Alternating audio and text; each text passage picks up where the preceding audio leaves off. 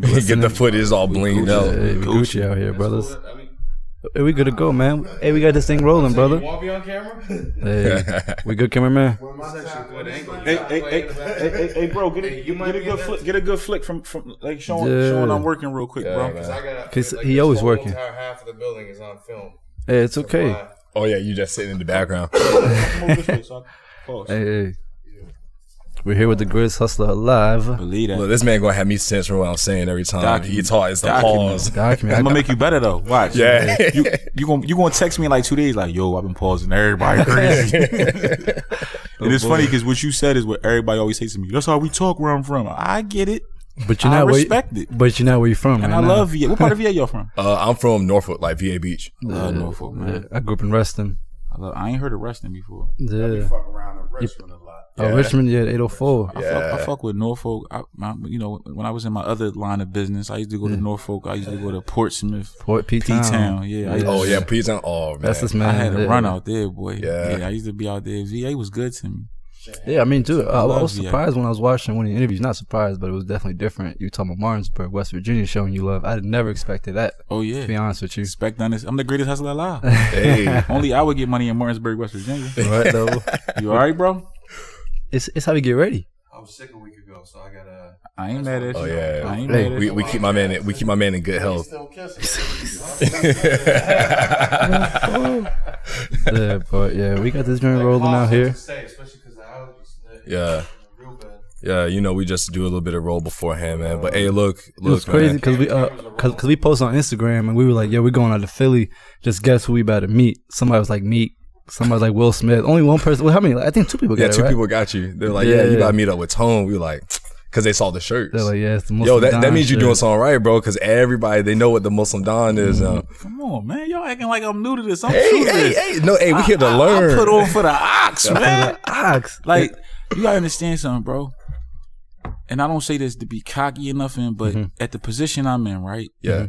You think it's popular to be running around with a shirt that says Musilm Deen? Yeah. You think that's like I'm putting it on the line, not just for me. You know what I'm saying? that's Like true. you know, like when y'all name y'all podcast with y'all name it, like it'll be a little easier next year when y'all the biggest podcast in the world. Inshallah. It's gonna be a little easier because you know I'm cracking open certain doors. Like you know what I'm saying? Like people can say what they want, but it's like the sisters, right? When a sister wear hijab, it's like okay. She Muslim, but a lot of Muslims in the public eye, you don't know they Muslims. Not at all. I can't walk in no building without nobody knowing I'm Muslim. I got kufi on today, my licky at my beard, you know what I'm saying? So it's like, I'm so proud, unapologetically Muslim. I might not look like the typical Muslim people right away. Be like, why you got tattoos? What? But you gonna know I'm Muslim. My chain say Muslim Deen. I got a law on my bracelet. Like, you know what I mean? Like, unapologetic. I got a bunch of a law pieces I wear. Like, I'm on a plane reading Fortress of a Muslim. I'm in first class. You know what I'm saying? Like, I go on TMZ saying Mashallah. Yeah. You know what I'm saying? And when you get prepped for media, it's certain things they make sure you be careful about talking about. Yeah. You know, sexuality, religion. These are things they make you, you know what I'm saying? And I was the one to be like, Mashallah on TMZ, which airs on Fox. Yep. You know what I'm saying? They could have easily been like, nah. Yeah. You know who run TMZ? Harvey, what's his last name? Weinstein. Yeah. You know what happened to him though? He ain't messing with it. He ain't messing with that. So I mean, how do you get around it? Or it's just like, yo, I'm gonna be me. If you don't want it, this is the thing. We can't just believe a part of our religion. We got to believe all of it. Yeah. But one of the things we do know is what's meant for us is meant for us. Absolutely. So if I go around like, I could have put anything on the front of these shirts. You know, one of the people that I was originally doing business with, who's also Muslim, was like, "You sure?" You know what I mean? Like, you know, so many other things we could do. You know, I could have put, you know, greatest hustler alive. I could have put, you know, whatever I wanted my stamp to be. Nah, Muslim Deen. Yeah. You know what I'm saying? And people say, "What's a Muslim Deen?" Everything good. Yeah. You know, it's about you know, it's about being honorable. Yeah. It's about being loyal. It's about honoring your mother.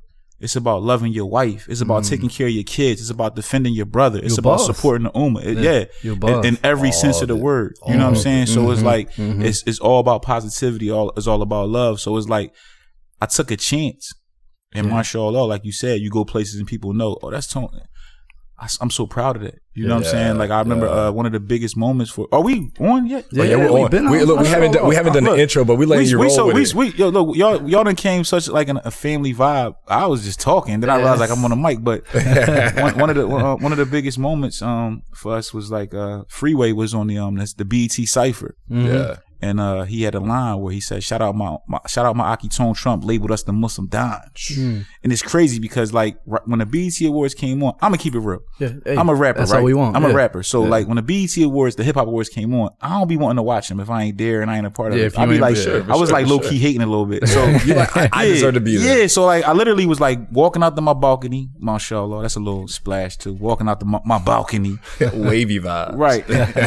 And my lady said to me, like as I was about to literally, I'm sliding the door. She like screamed a little bit, like I thought something happened. So I'm like, yo. And she told me, what, Freeway just said your name. You know, my kids was all excited. So then I come back in, you know, you got to go rewind the TV. Yeah. And I saw that, man, and I knew what that meant. You know what I mean? Yeah. Not just for me, but for us. For us. You know what I'm saying? And that's why, like, the people that inspire me, like when I used to hear Beanie Siegel make references to Islam, it's different when you look like us and it's done, and you come from the background we come from. Let's just be honest. You know what I'm saying? We have a lot of people now that's rapping about being Muslim. You know what I mean? But when we were doing it, it wasn't technically cool. You got criticized a lot. Exactly. And of course, because of our backgrounds and because of how we look, you know what I mean, it's not as easily accepted as, you know, like the cleaner cut, you know, guys that do it. And I know that because I get it. I get criticism from every angle. From the same people I love and defend could be the same people, you know, criticizing me. Isn't that the crazy thing, man? Isn't that the crazy thing? Like the people that benefit from what you're doing are the same ones that will come at you the hardest and be you know what? I found my pocket. So it's like the good outweigh the bad so much. So like when I wake up, right, if I get 100 comments saying I love you, I'm making dua for you, you know, like your reminders of like I got people who say, you know, because of my post, like, yo, I'm back to praying Fajr again. So for me, mashallah, and I don't take credit for that. I always tell them all the time, you know what I mean, all praise be to Allah. You know what I mean? Like the reminder benefits the believer. We are instructed to remind each other, you know what I mean? And it's a reminder to myself first because there's pressure on me because it's mornings where I wake up and my phone is dead and I don't get to post it, and then when I charge my phone up, I got 30 DMs like, yo, where was your Fajr post this morning? I'm like, yo, pray whether I post or not. Like I'm not the, you know what I'm saying? Like you gotta pray. But for me, it's like I got 100 positive comments. I can't let the 2 comments that are like, you're going to hell because you're a rapper or you got tattoos or you used to do like I can't let those. A lot of times, man, those be fake pages. A lot of times those don't even be Muslims. That's people that's trying to cause fitna and cause drama. And I gotta keep my head because people ask me all the time, yo, how you stay so positive with all that? Like I survived so much in my life.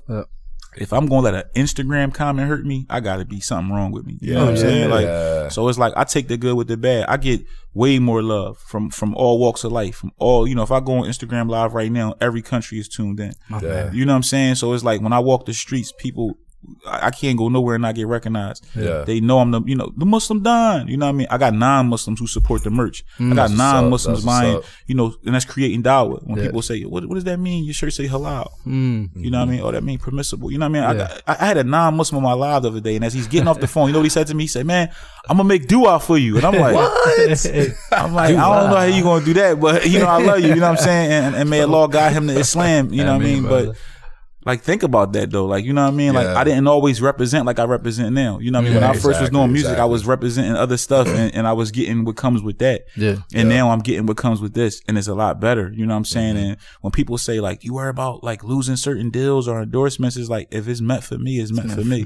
I'm praying 5 times a day, and I'm also praying, you know, making du'as 100 times a day for all the things that I desire and I want. You know what I mean? What I look like going away from what, you know what I mean, for certain things I might miss, look at certain things I gain. I was on the phone with the Prince of Saudi this week. You know what I'm saying? You know what I mean? You think I'm doing that if I'm not representing what I am and being proud of what I am? He sees what I look like. He sees my tattoos. He knows what I do for a living. You know what I mean? His brother told me, and y'all know who Mutai is, right? You know that was with the Outlaws, and now brother that was with Tupac and the Outlaws, and now he lives in Saudi. He a legend. Y'all got to get him on the show. Okay, yeah, we'll try. True Musilm Deen. And that brother, he lives in Saudi now, but he was one of the original members of the Outlaws Tupac group, and he reached out to me like early in the week.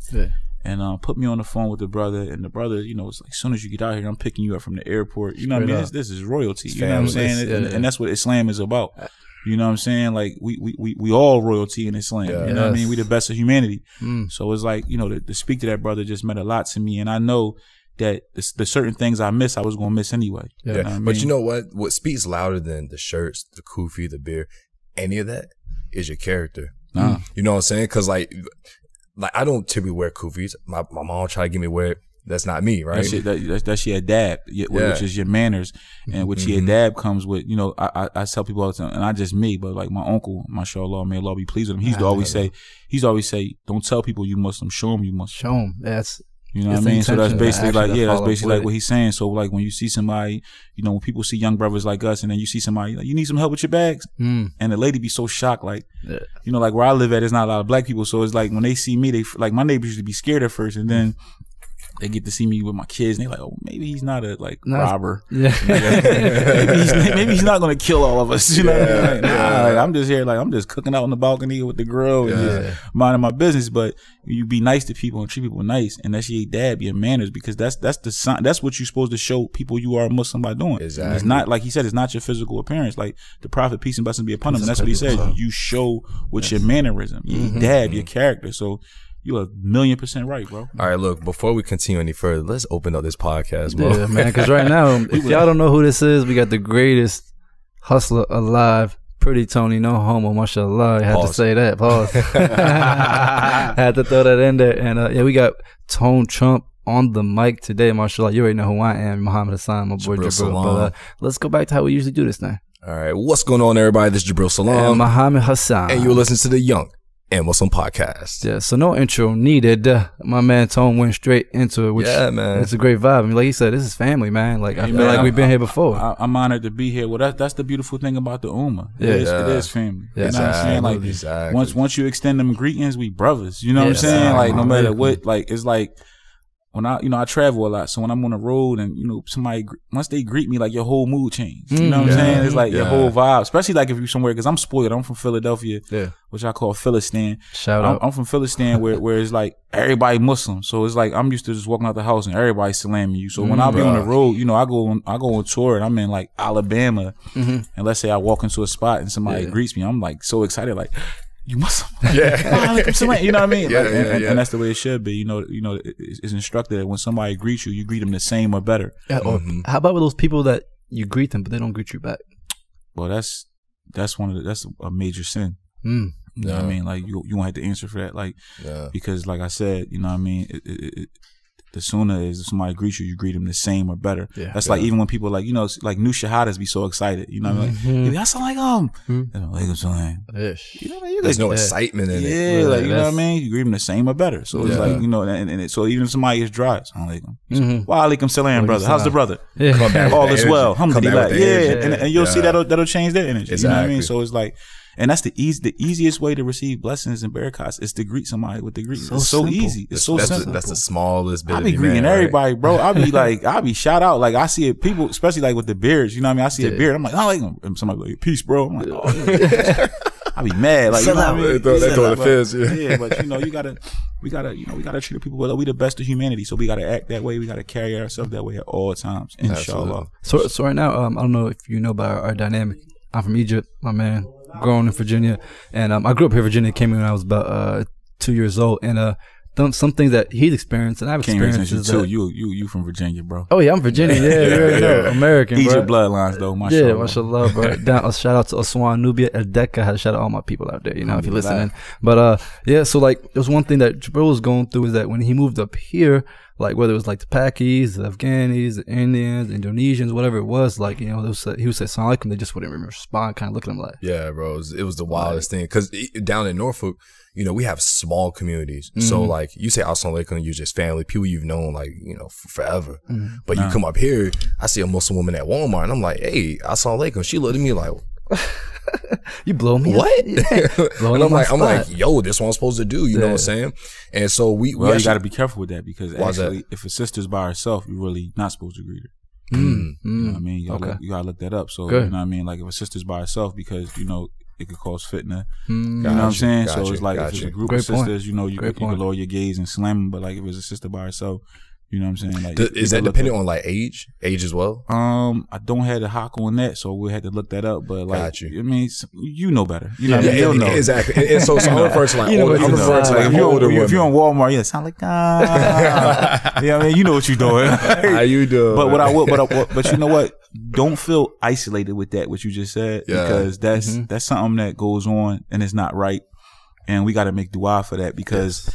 I actually went through something like that. Like the community I had moved in was like all Arabs, and it was like out here in Philly. No, it was like the suburbs, like outskirts of Philly. You know what I'm saying? You know, Allah has blessed me. You know what I'm saying? I'm living real good, Mashallah. But where I was living at this time was all Arabs, and it really hurt my feelings because you know, I mean, I'm greeting them and like, literally, like you said, ignoring me. And this one brother, man, one day he greeted me so beautifully and I greeted him back and we built a bond. To this day, he's one of my best friends, Ahmed. And because we got close, it kind of like brought me closer to the other Muslims. And then like 3 Ramadans ago, like we started doing iftars together and I would bring a couple of the brothers from the hood. And you know what I mean? We literally sit on the floor with these brothers, real traditional, and now, you know, bonding and growing. So sometimes it just takes an olive branch. You know what I mean? Yeah, sometimes it takes a conversation. You got to be better. Imagine if you was the one to make it where it wasn't like that.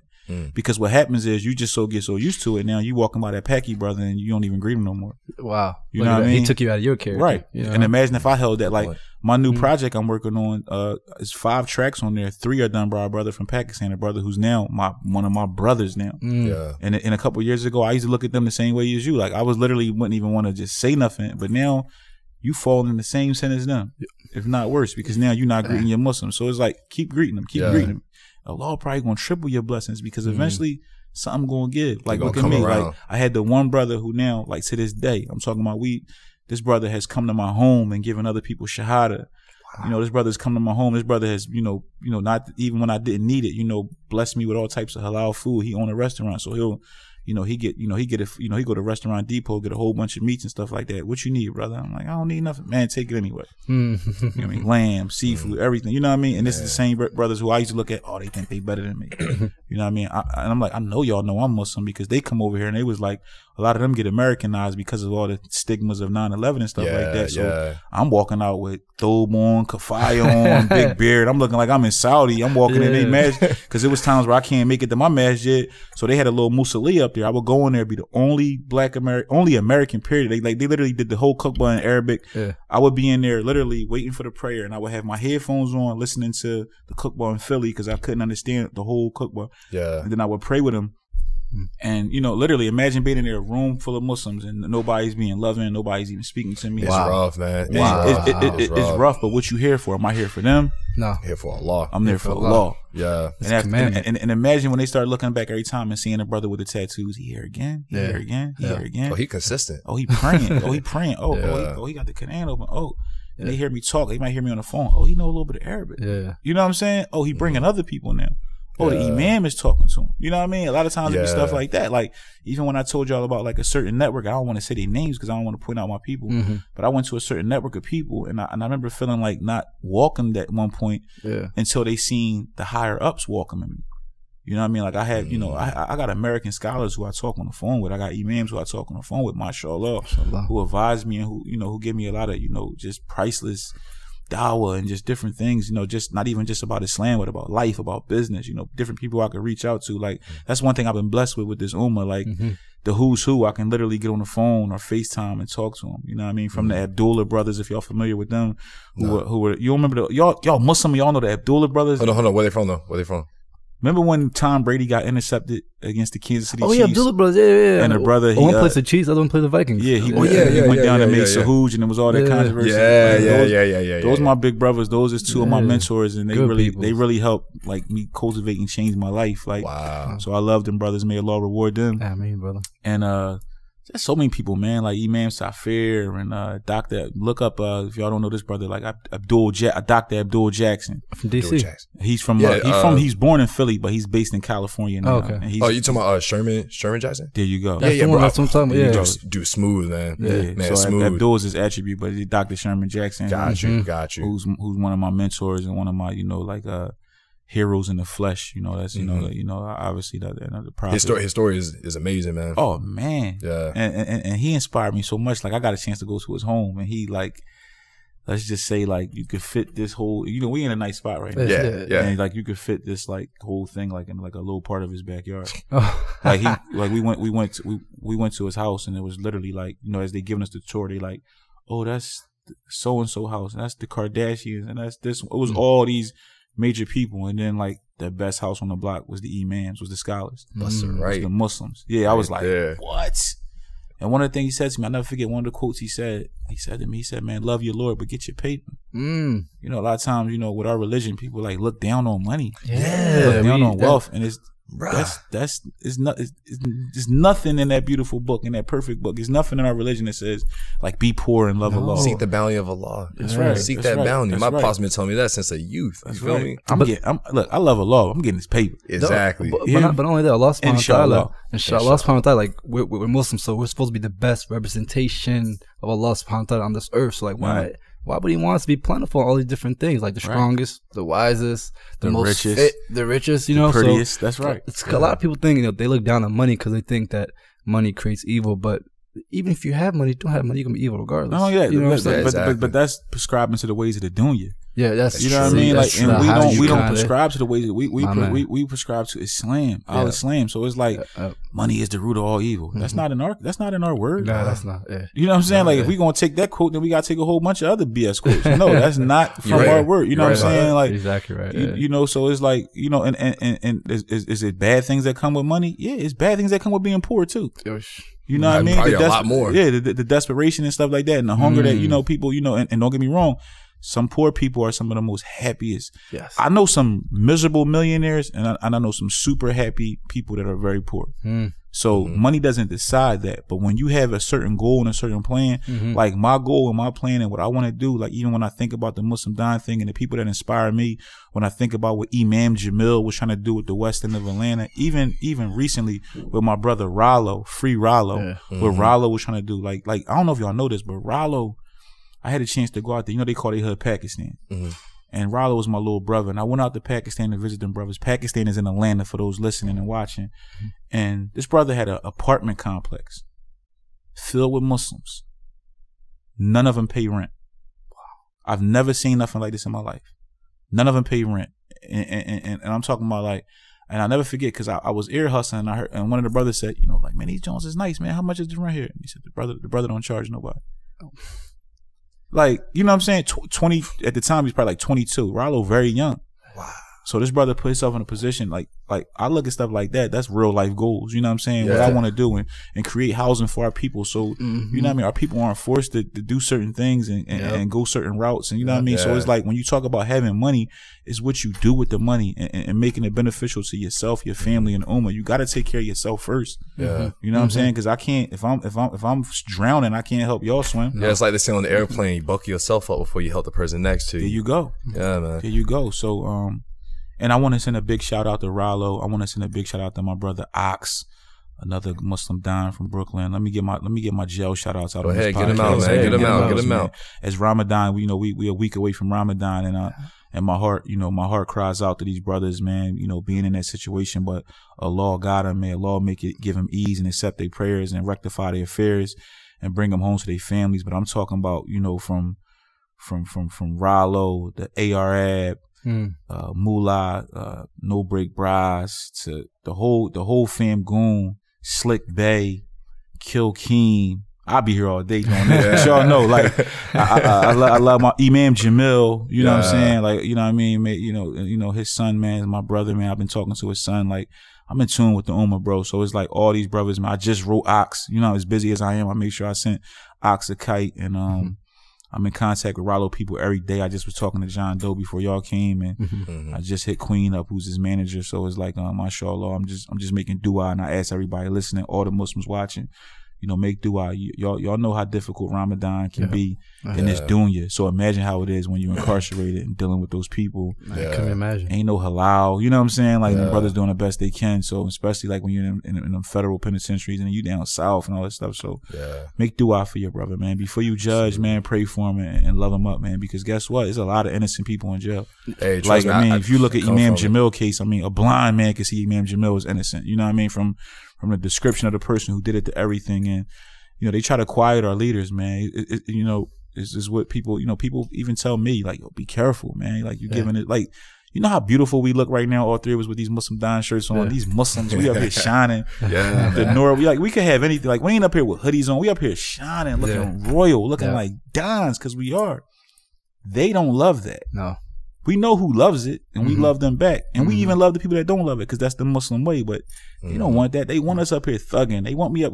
I don't even think we cursed since we've been on here. The vibes. You know why? Because the vibe. Yeah. You know what I mean? And that's us being mean. That's me respecting your platform, knowing what type of platform it is. That's y'all respecting how I'm bringing it, and that's a law. Yes. And look how many times we said a law in this interview because of the may law reward y'all, because that has a lot to do with your platform. Don't get me wrong. I go on anybody's show and I talk about my love of the law. I be on the most FM radio. Oh, like I said, I went on TMZ, said Mashallah, that you can't show me somebody else that did it. You know what I mean? I ain't see it. You know what I mean? Even, you know, a lot of Muslims in this entertainment industry, they say God, even when, you know what I mean? We don't got to say who they are, and may Allah guide them, because we got a lot of brothers with big platforms. And before people criticize them, you look at somebody like me who represents so hard, and I get so much criticism. So imagine how they feel when they got millions of more followers than me. And if they put up something like, you know, wishing a happy Ramadan, and people, oh, you this, you do this, you do that. Like, and they say, you know what, man, I ain't even going to post. But you know what's crazy? Like, we live in a time where anybody can give an opinion, right? But we were talking about this before we started the podcast about, you know, the nation and the impact they had and giving us the platforms we have now. Right. Alexander Gray said, if I'm great, it's because I stand on the shoulder of giants. Right. And so I was looking at a picture of Muhammad Ali where he had the newspaper. He said, God is the greatest. Allah is the greatest. You know what I'm saying? And that reminds me of what you're doing. The final call when he had in his hand. The final call. You know what I'm saying? That reminds me of what you're doing. You're going on these platforms. I love Muhammad Ali. May Allah be pleased with him. Yeah, make his grave spacious. We love you, champ. Like, man. That was a hit. You see just his name. You see how his name alone just give you the chills. I remember, man, going back to the Abdullah brothers, he said one day, man, he was getting teared up talking about him, and he actually was one of his pallbearers. You know what I mean? And imagine the honor in that. And he broke down one time, and I hope he don't get mad at me for saying this, but he had some tears come out. He's a big tough guy. And Hussein said, I wish I could have been on your team.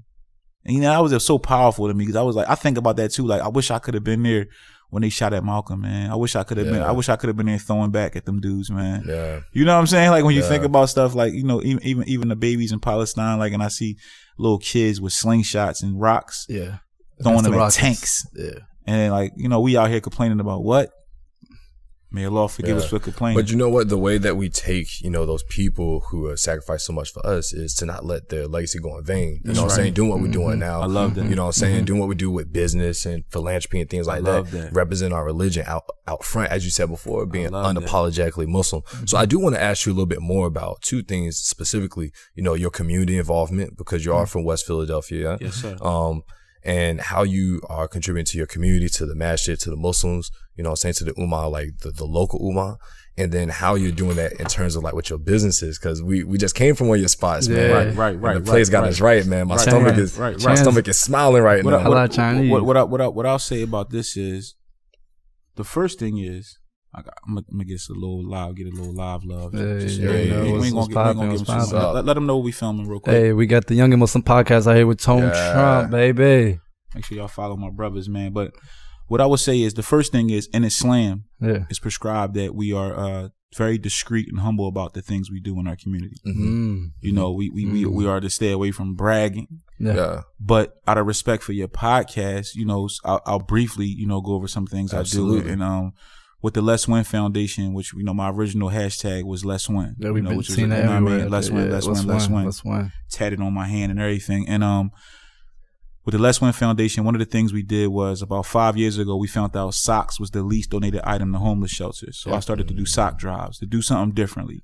So we did our first sock drive, and we got about like 100 pairs, 200 pairs. We was hyped, you know what I mean? We did great. You know, 4 years later, we the last one we did, we got 13,000 pairs of socks. Yeah, that's awesome. Mashallah, you know what I'm saying? Mashallah. And big shout out to As-Socks. I don't know if y'all familiar with As-Socks, but As-Socks is like the biggest like socks, like far as like graphics and stuff. They got deals with WWE and all types of people, like where they got the prints on the socks. And the owner is actually Muslim. That's the thing about our ummah, man. Be so many, you just never know. And then when he seen what I was doing, he was just like, he reached out to me through DM, was like, yo, man, he sent me thousands of pairs. And then, you know, another brother named Azim from Arizona him alone, you know, this brother is just so amazing, man. And he don't want no credit. He's one of the people that don't put a picture on Instagram. Like, you know what I mean? Like, he'll just salam me and send me a text and be like, yo, just bought everything off your site. Love you.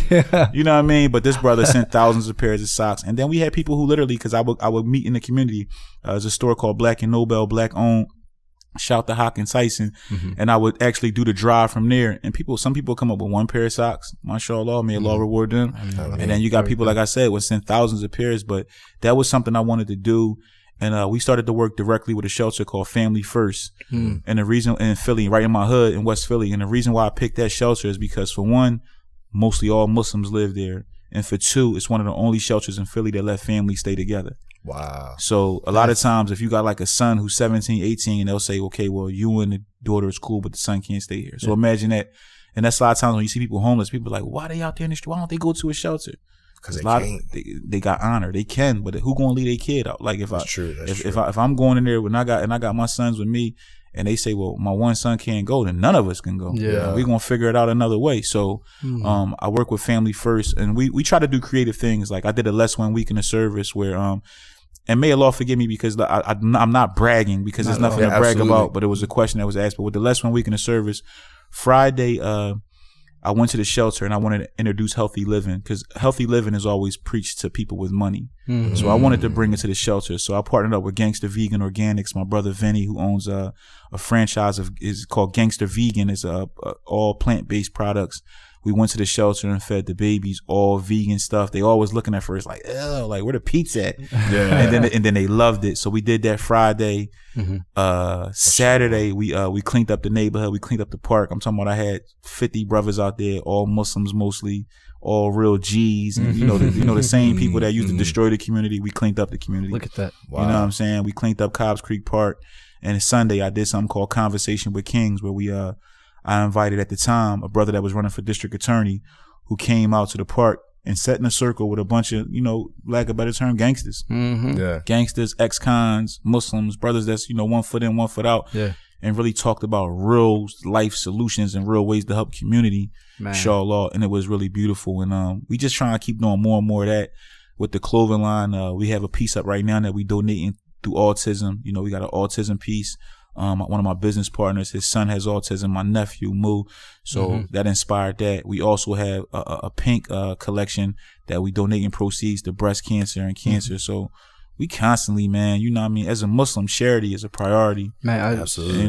You can't be Muslim and not have that as a priority. So we definitely doing that. Go ahead. What's wild out of all that, because yourself, you're a rapper, a philanthropist, businessman, entrepreneur, investor, model, actor, actor in there, boy. And then like out of all this that you had mentioned, in regards to your community involvement, one thing that I did not hear was you donating to the masjid, which I'm sure you do. When I go to khutbahs and Jummah, we talk about this all the time. The imam's up there talking, and then this is our community leader, right? Yeah. Somebody that tells us what to do or what we should do.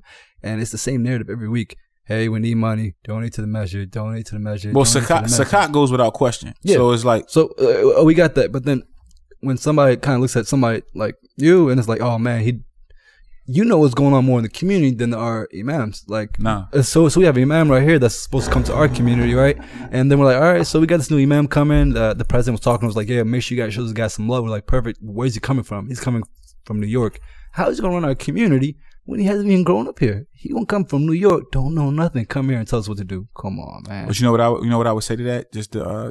But that's where, once again, for every problem is a solution. Inshallah, you could be the liaison for that. Yeah. You being a young brother, you should be the one communicating what's going on in your community. But in the word, the imam should be the leader. The leaders always was a part of the community. Yeah. The leaders from any walk of time, any walk of life. You know what I mean? Because it's just like even in politics, you can't be a city council member and live in another state. Yeah. You have to be amongst the people. So he should be amongst the people. So I get what you're saying, but that's your responsibility. Y'all the community. Speak up. Talk to him. Now, if he's somebody that doesn't want to hear it, which I don't think he will be, inshallah, the brother will be welcome into it. It's all deal with people, and it's also prescribed us to deal with people with kindness. Yes, no matter what. You know, a lot of times, a lot of times people are like, "Yo, brother, you ain't supposed to be doing that." It ain't what you say; it's how you say it. Always, always. You know, you start off with that beautiful greeting, and like I said, you know, tell people what you like about them before you tell people what you don't like about them. Dang, straight so up. even with the imam, the imam, like that may be one of his faults, but he may have something about him that's really, really great. Tell him that first. Imam, first of all, man, whatever it may be. You know what I'm saying? Like I travel around, so when I'm out of town, man, I miss my masjid so much.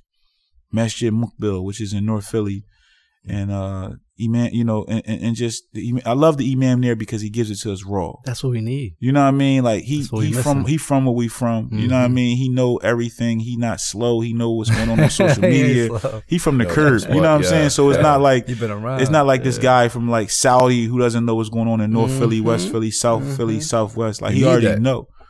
And when he giving it up, you know what I'm saying? It's nothing like it. And I go to beautiful masjids all over, and I love them all.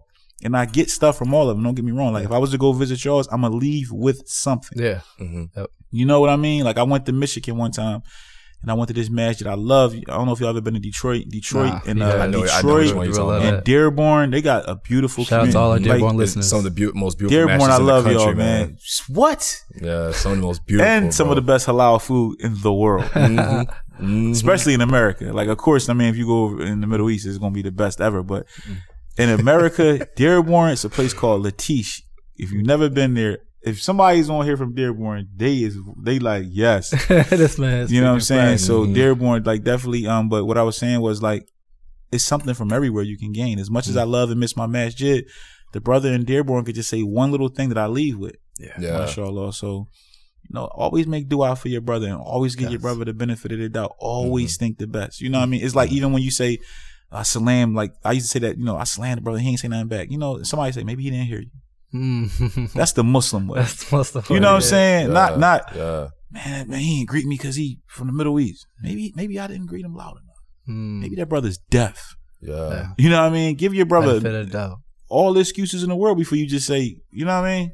No, I mean, that's true because Allah subhanahu wa ta'ala says if you cover your brother's sins, he'll cover your sins on the day of judgment. You know what I mean? So it's absolutely right. So I love that. I love that. The other thing is we have to understand that we have to give ourselves time. You know what I'm saying? And understand that we're going to mess up. That's why it's called being a practicing Muslim. You're not just a Muslim, you're a practicing Muslim. Like you a work in progress until the day you're gone.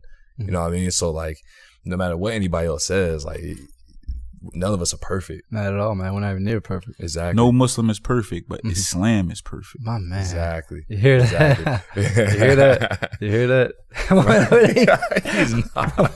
Hey, so I want to ask you a little bit more about, you know, your businesses. Like you know, you're set. Man, you're making me stunt, man, on the Muslim podcast. Man, I don't want to stunt. No. Let me tell more about us. I'll tell you why, because we've been harping a lot on ownership. You know what I'm saying? No, I know. I'm joking, but it's like you know what I mean? It's like one hand. Yeah. You know what I'm saying? Because I know my people. You know what I'm saying? So it's like, you know what I mean? Like, and I'm working on, you know, it's a week before Ramadan. You know, my gaze is lower. You know what I'm saying? I'm a walking stunt machine. Don't get me wrong. I'm gonna ask the less of a stunt question. What I will say, let's talk ownership. Let's talk business. Let's talk ownership. Yeah. And education, because I think that's a big part of where a lot of people get stuck at is you see, you know, you've been listening to the people that are like, you know, we want to buy back the block. We want to have businesses. We want to own, you know, the places that we grew up in. Right. But how do you get to that point? Like, what is the process of getting there? Well, the first process is making supplication with Allah, with anything you do. Renew your intentions. Making sincere dua. So it's like, sometimes we, you know, like, it's one thing to just be like, dear Allah, please bless me with this job.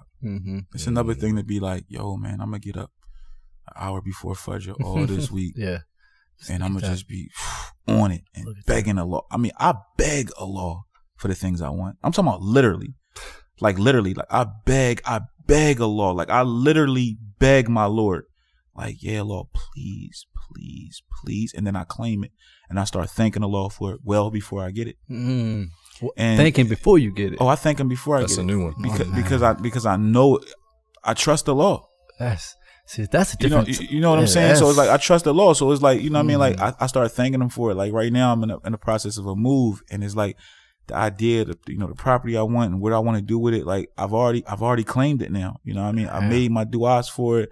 I've reached out to people that, and reaching out, that's the importance of being surrounded by the believers. It increases your iman. And it's also like, now that I can text y'all, I can say, yo, man, make dua for me, man. I'm going for a big role tomorrow, man. I need y'all.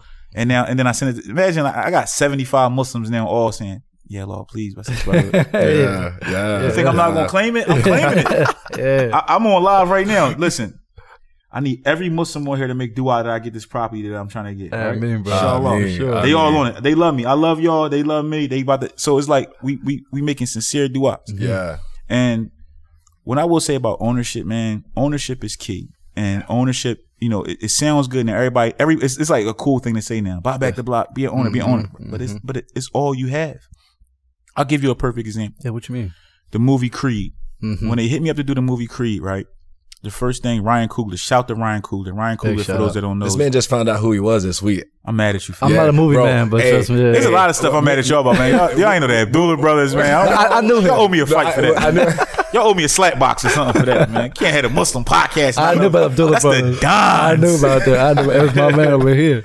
But but like when they reached out to me for the movie Creed, right? This is the big thing about ownership and owning everything, things you don't even think about. Right. One of the things that when you're in a big movie like Creed, everything has to get cleared, including my imagery and my body, my tattoos, and your name, my name.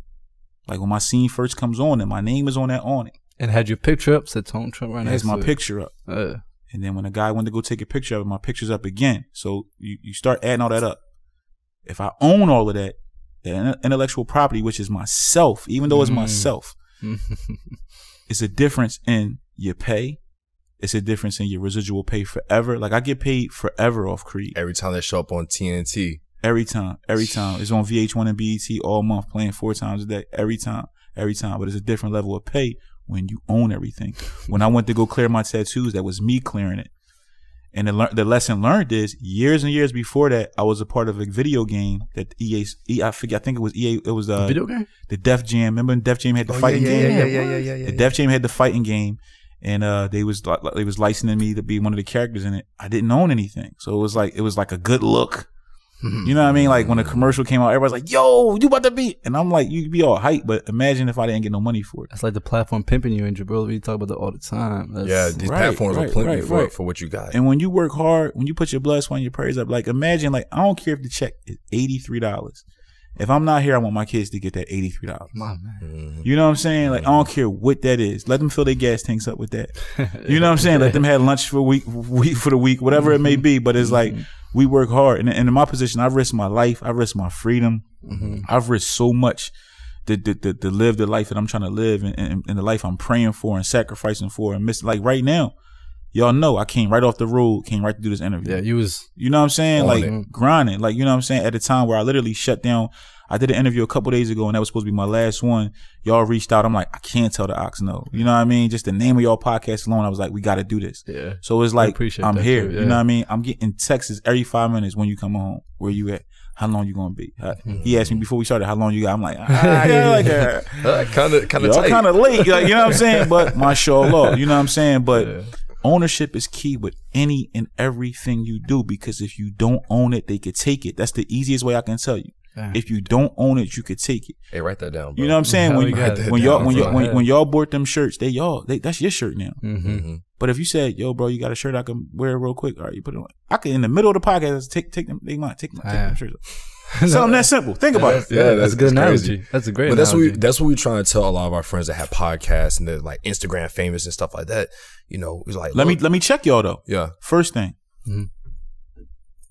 Yeah. Why? That's why I was getting ready to tell you. Yeah. That's how easy would it have been, even if you was to get wraps and get stickers? This should all say that logo. Yep. It should say what? We've been doing like Ben. Yeah. Every time we come here, we wear like a white shirt, a black shirt, like nothing on it. You know what I mean? Because that's what we practicing. You know what I mean? We're practicing that. We'll practice it with this, because I don't. Hey, take it on the table, man. Yeah. I don't drink these anyway. Take it off the table. This is a one-time thing. And they ain't cut us no check. Yeah, Red Bull, where you at? Yeah, cut my young ox a check. If not, we ain't supporting it. But ownership is key, and you have to think. You hear the saying. Hustle for your last name, not your first name. Yes. You know what I'm saying. So every move I make, everything I'm doing, like I'm thinking about my children. I think we said that. I'm thinking about their children. Yeah. You know what I'm saying. I'm thinking about their children's children. I'm trying to create generational wealth. I'm working so hard. I'm on the road right now. I'm here doing this interview right now for my babies, not for me. I can just go live from my Instagram and do my own podcast. It's a different type of hustle. Right. You know what I mean? But it's like, no, like, and then I like to get with people at the grassroots of things. Like, I believe in y'all. Like, even sitting here talking to y'all, I'm like, yo, these boys I feel like this is going to be something big. And y'all gonna remember that I came and sat down with y'all when I didn't know nothing about y'all. Like, I didn't ask y'all how many views and all that stuff. No, nah, you said we Muslims, we doing this. Yeah. Man, come holler at me, man. Here go my number. Let's do it. Y'all know how hard it was. Y'all was hit. I kept making y'all call me. I'm like, yo, call me at 2:00. Yeah. I ain't answering. Not on purpose. I'm on set. I'm doing stuff. I'm working. I'm in the middle of so many things right now. Like, I'm in the middle of shooting my first play. You know what I mean? A stage play where I got to go in for, like, that's live audience. You know what I mean? I'm in downtown theater, and I got to, so it's like, and in the midst of that, I'm finishing up my album. I'm writing the short film, not just starring. I'm writing it. You know what I mean? I'm finishing up my book. You know what I mean? We got to talk, man, because I'm getting into acting myself. So I definitely got some questions, man. Man, listen, man, bigger than that, man. One hand wash the other, both wash the face, man. I'll make sure that you brothers can come down and get a little spot in the short film. We working together. That's what it's about. Yeah. You know what I'm saying? He tell me he acting. I got to say, yo, bro, you got to do something in my movie. Yeah. Why not? I'll be a sucker not to. You know what I'm saying? Like, that's the Muslim way. Want for your brother what you want for yourself. Love for your brother what you love for yourself. Because guess what? In 3 years, if he Denzel Washington, he gonna remember, man, Trump put me in that movie 3 years ago. He about to be in Brill. You know what I'm saying? Right. Brill 5. Right. We gotta put it together, man. Absolutely. So you start talking, onto your family about hustling for your last name. With you being so busy, and I don't know, maybe this is just like the theme of the last month, 2 months, but even when you're just on the road, you got so many moves in the making. How do you try and hold strong to that family dynamic with your kids, with your wife? Involving them. Like my engineer tell you, like, I had my kids in the studio the other day. I got a song. At the end of the song, I got my sons chanting and, involving them, and you involve your family. Give them responsibilities. You know what I'm saying? Okay. You give them responsibilities, you make them a part of it, and it's teaching them to boss up. It's teaching them ownership. Everything you're doing, involve your family, involve your loved ones. Like, if you're married, your biggest support should be from your wife anyway. That's the person you should trust the most, and your husband or your wife, whatever, you know what I'm saying? And with your children, if my children are eventually going to run, I'm building this. This isn't about, Tone Trump is a business now. Musilm, Deen, Tone, the merch, everything, Iman Clothing Company, you know what I mean? The numerous businesses we have, whether it's in food, whether it's in real estate, whether it's in sports, with everything we're doing, media, my production company, we're writing films now. I partner with Get Shot by a Girl Productions. We're doing real movies. I just partnered with Ice-T's company, Final 11 Productions, to do real movies. If something was to happen to me today or tomorrow, those movies need to still go on, and my children would still benefit and eat from that for the rest of their lives. Inshallah. So it's like, showing them now is important. Like, when I got, somebody might say, well, I had my sons Abdul and Aleem in the studio with me the other day. They 5 and 2. The average person say, well, they ain't really gonna know what's going on. Yes, they will. The kid's smart. I was taking Abdul. It was a time when I was taking Abdul to meetings with me, right? And I said, I got a whole footage of it and everything. I said, I did that just so he can say I've been in meetings since I was 1 year old. I think he was 1 at the time. I literally did it just so my baby could say, I've been going to board meetings. And I took him, that day I had met with my partner in the clothing company. I met with my lawyer, Fame Appeal. I met with a brother who's doing a beard product who wanted me to do some brand ambassador business with. I met with like 3-4 businesses that day, all Muslim owned companies. 3 of the 4 I wound up doing business with, still doing business with today. One of the brothers alone, Mashallah, we just did like 50,000 in business. You know what I mean? Wow. From that meeting Mashallah, that I brought my 1 year old with, literally on my lap, messing with stuff, knocking stuff down. But I wanted him to be able to say, Abdul Jalil could say, like, when he's in the meetings at 14, he could say, I've been doing this for 13 years now. Look at that. You know what I'm saying? He's 30. He's going to say, I've been doing this for 29 years. They're going to be like, well, how old are you? and he's not lying, and it's documented because I film everything, and that's the thing about film, and that's the thing about documentation. Mashallah, you ahead of the game for that, because especially when it comes to ownership, like you know, there's a few people that we've been paying attention to in regards to just owning your content, but putting it out there because it's just documentation. The people gonna come behind and be like, yo, that's my father, that's my uncle. But people that don't even know you, like, yo, that man look like me. You know what I mean? That's like, right. I can be there. I heard you saying that you want to become the mayor of Philly, you know, and then you were saying that your homeboy wants to become the mayor. You're like, I wasn't talking that. He can have his term, and I can come after him. I was like, yeah, this man really want for his brothers what he want for himself. Absolutely. I live by that. I believe that, like, the Prophet, peace and blessing be upon him, like, everything he told us, like, and you see how practical all of it is right now. Like, when you look at everything that's going on, like, you can go out and do that today. You can do it today, right? That's beauty and simplicity. Right, like when we see something like the tragedy that happened in Crenshaw with Nipsey Hussle, and you know, you see somebody that allegedly the person who did it is somebody the same color, the same people he was fighting for. Literally the same gang and everything, allegedly. I don't know all the facts on it, and I don't know if that person is guilty or innocent. I don't know. I never watched the footage of it. I love Nipsey, man. I met Nipsey in 2011, 2012. So the last thing I want to do is watch some video of him being harmed. You know, so I never saw it, and I don't solve crimes. You know, I let the police do their job, so I don't know who did what. You know what I'm saying? So I always say allegedly. But allegedly, it was somebody from that wears the same color flag and the same color skin. You know what I mean? It's like a Muslim hurting another Muslim. When we know that the blood of a Muslim is sacred. Like, if you're not trying to kill me, it should be nothing I should want to kill you. You know what I mean? Even if you could say the foulest thing to me.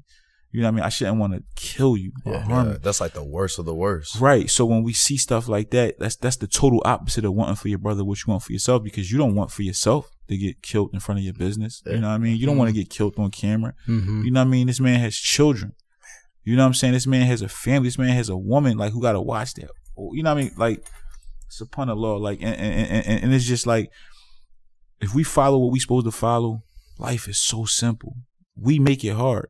This Deen is perfect. Yeah. Not like kind of perfect, not almost perfect. No, Islam is perfect.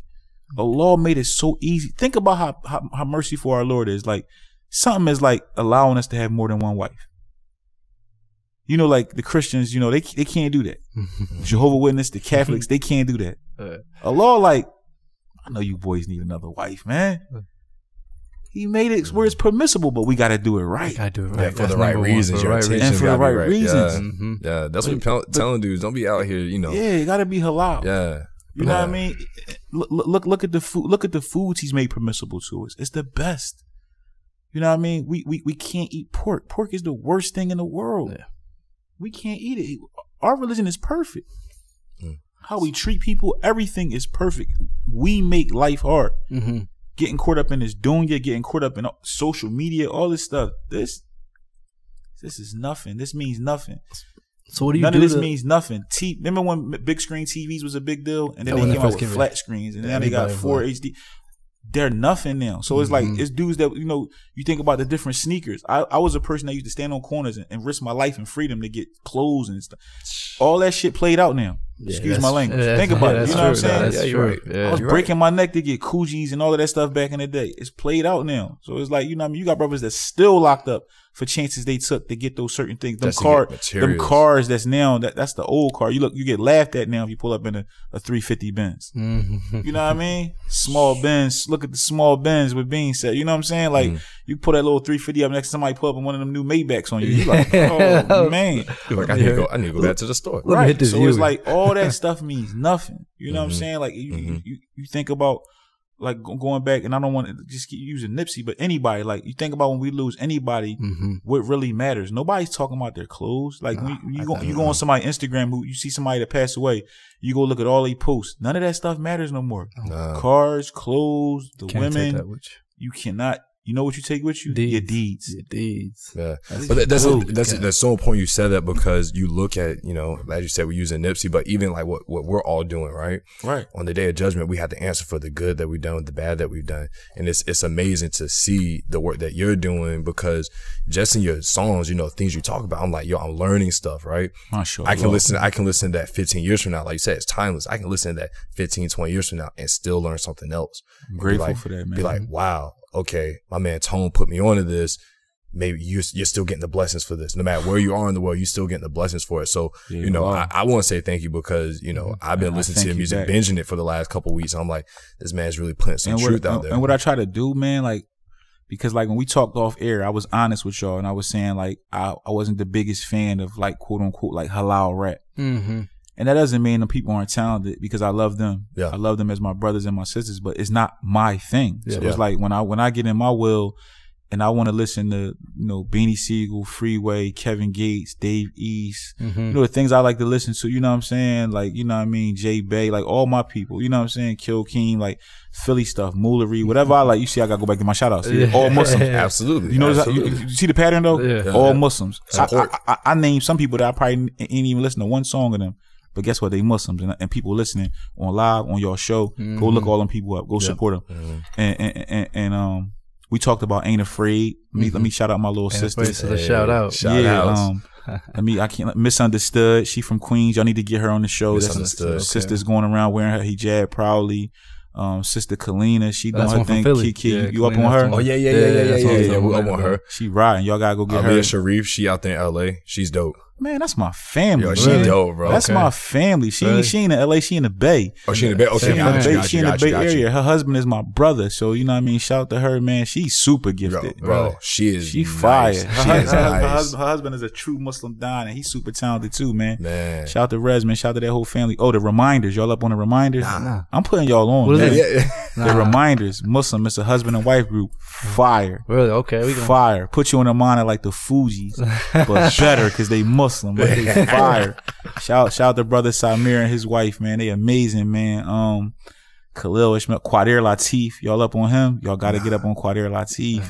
We got to listen back. Quadir Latif is like the Muslim Biggie, bro. Y'all got to like really, look him up on the way home. We about to. And then text my phone at the other night. You heard that Issan, right? Quadir Latif. Yeah, we're going to look him up. You know what I'm saying? So it's like, I mean, I support all the Ox, man. You know what I'm saying? Look up Ox too.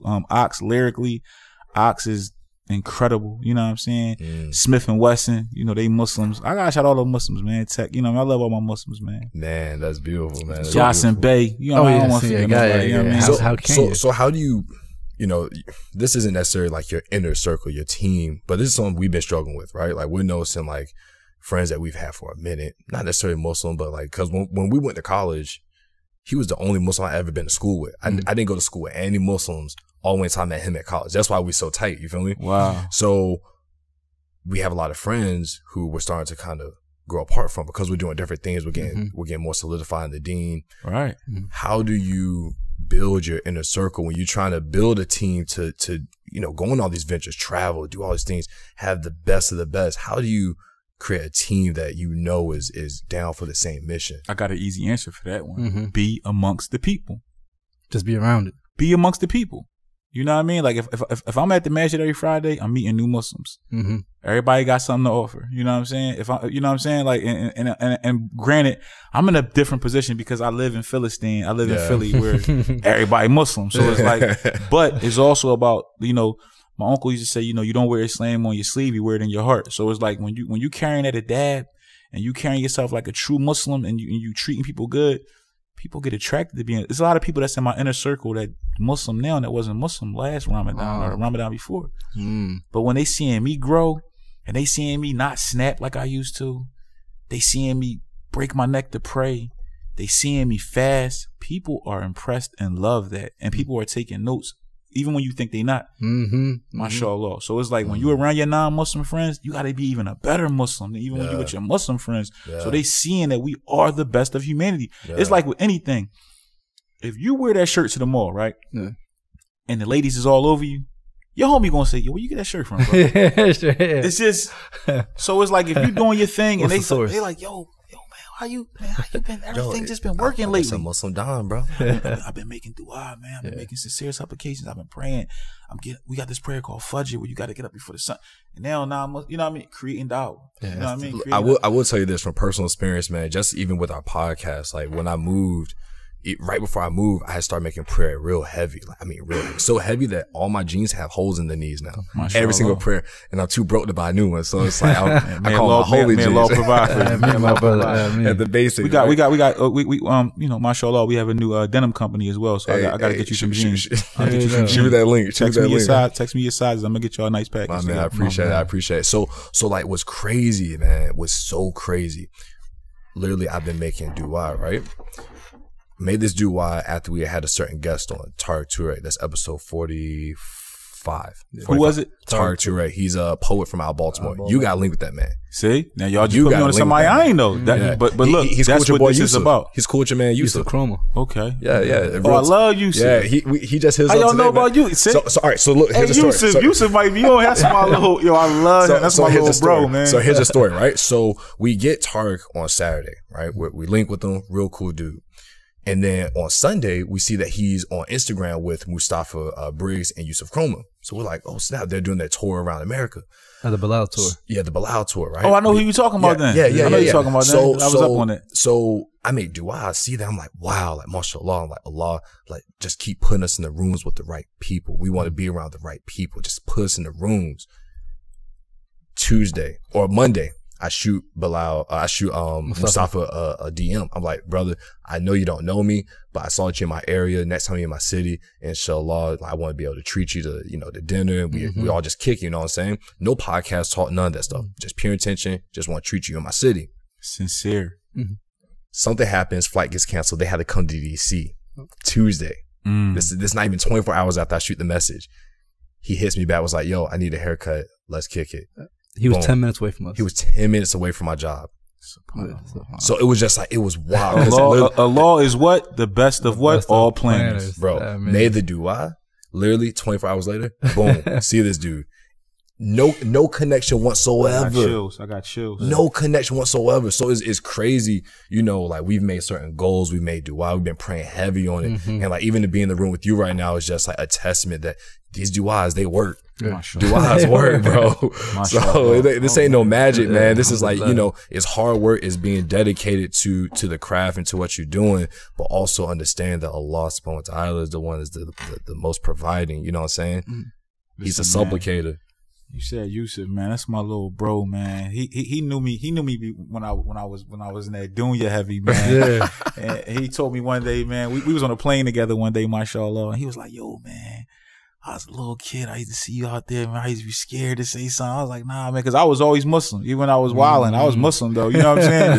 Yeah. And he was like, "Yo," he used to come through my strip. You know what I mean? Going to school, and that little brother is on it. When I'm talking about that little brother is like the E-man. Like you know what I'm saying? Like super on it. Studies and overseas and all of that stuff. And that's my little bro. Like we literally had we have an iftar at City Hall every year. You know what I mean? Like the mayor's office, and he was like the keynote. Like I'm sitting there like on my phone and like just messing around, not paying attention, and I hear they like in the keynote speaker, and it's him. I'm like, yo, bro, like what's up? Like, you know what I'm saying? I'm in the front row. He's like looking like, yo, like, that's my little brother though, man. But man, may Allah protect him always, man. It's funny because one of the brothers y'all speaking of, I don't know them apart, but he was in my comments, giving me a lot of love, and he basically was like asking Yusuf, and Yusuf was like, "Yo, man, that's the big homie." You know what I mean? Like, he know, like he from my hood, so like he know, he know me before, during, and after. You know what I mean? That's what's up, man. He's seen the stages, and one thing that he'll tell you, and anybody tell you, is through it all, I love the law.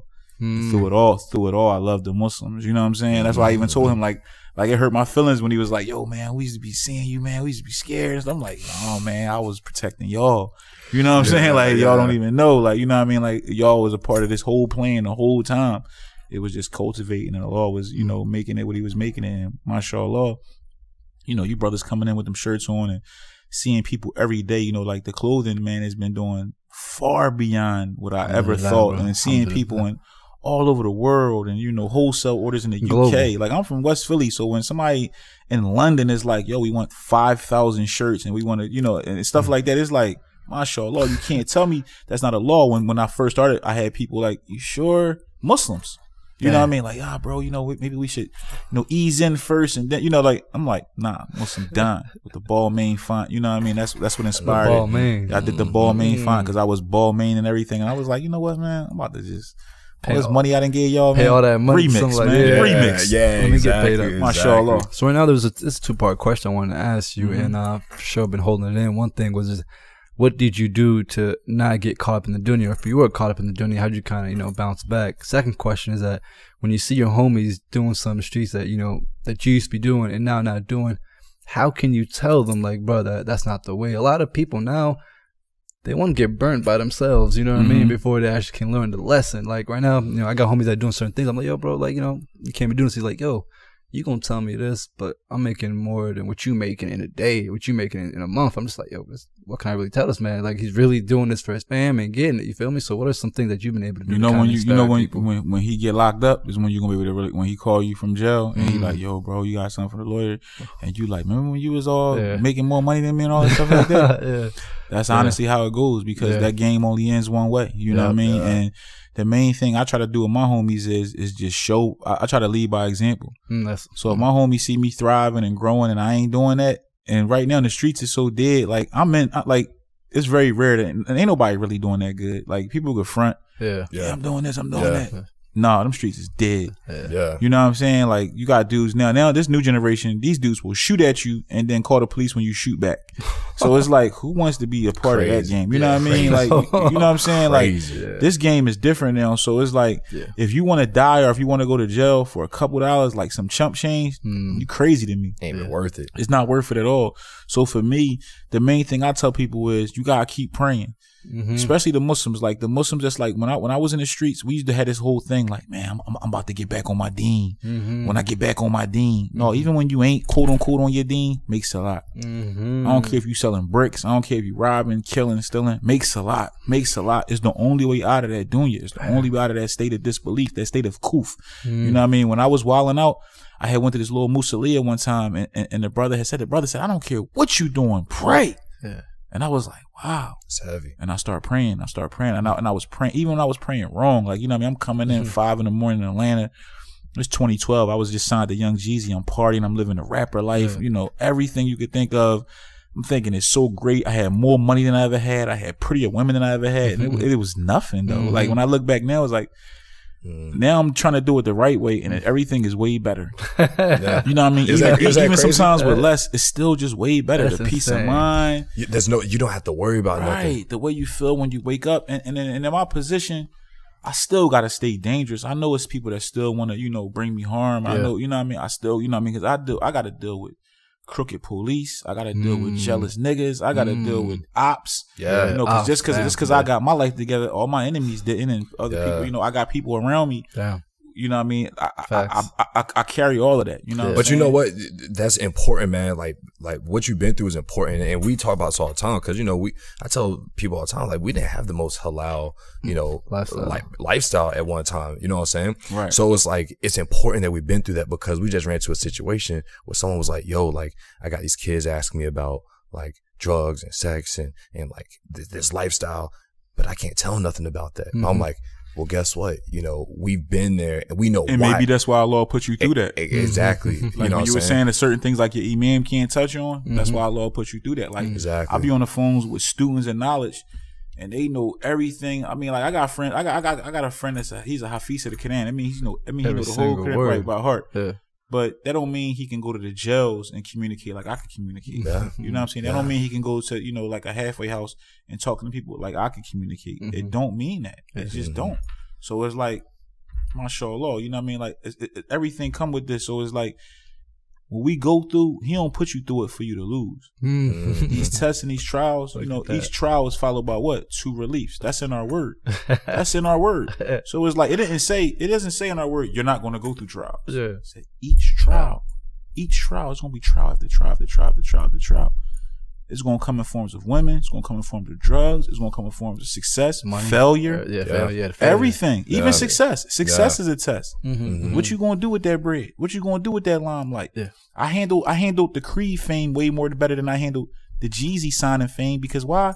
Because Allah subhanahu wa ta'ala was in my heart and my life more. Why? Because I was surrounded by the Muslims. Same thing, you know, when I announced my partnership with CeeLo, you know what I mean? It was like, when people think you fell off, people fall off. When people think you on, people get back on. So when CeeLo tweets out and puts on his Instagram, partnership with me and Tone Trump and Sony Records, now my DMs light up again. Yo, bro, we gotta work. From every angle. I hope you know that's not why we came, right?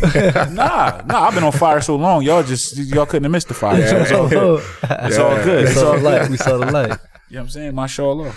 So I want to talk more about your support. There was one thing I was listening on the way here. This one guy was breaking down, was a brother, was breaking down family and relatives. He's like, you know, relatives, somebody that your bloodline run through your veins. You feel me? Family is people that you love and support you. And he says some people that are so close to the light. Who said that? You got to quote him from me. Oh man, I was saying the DM. I saw I saw on the brother's page that was wearing your jumpsuit. He's like, this ain't Gucci. This is I think you had he had on my merch. Yeah, in your merch. And man, I love this, man. And I know you know Omar Reagan. Baldu. Omar Reagan. He had the Musilm. Yeah, the Musilm dude. Yeah, I went on his page. And you know. He's a comedian. I reached out to him not too long ago. Yeah, he's on it. That man's on it right now. His father, man, may Allah be pleased with his father and make his great speech. His father is actually Imam Lukman, who was the leader of the community in Detroit. Yeah. A legend. Yeah, a super legend. Imam Mikhail put me on to him. I don't know if you know him. Imam Mikhail. Omar. Yo, shout to Omar. Y'all got to get Omar on the show. Omar is a legend. Omar, if you're listening, hit us up. We're going to hit you. Man, that's what I say. Like, you know, that's my brother. Like, I'll text him and I'll tell him to make sure he do y'all show. But that's he's a super mega star. Yeah, he's huge, Muslim, man. you know what I mean? And he travels the world. He's making halal films. You know, he's just creating Halalywood.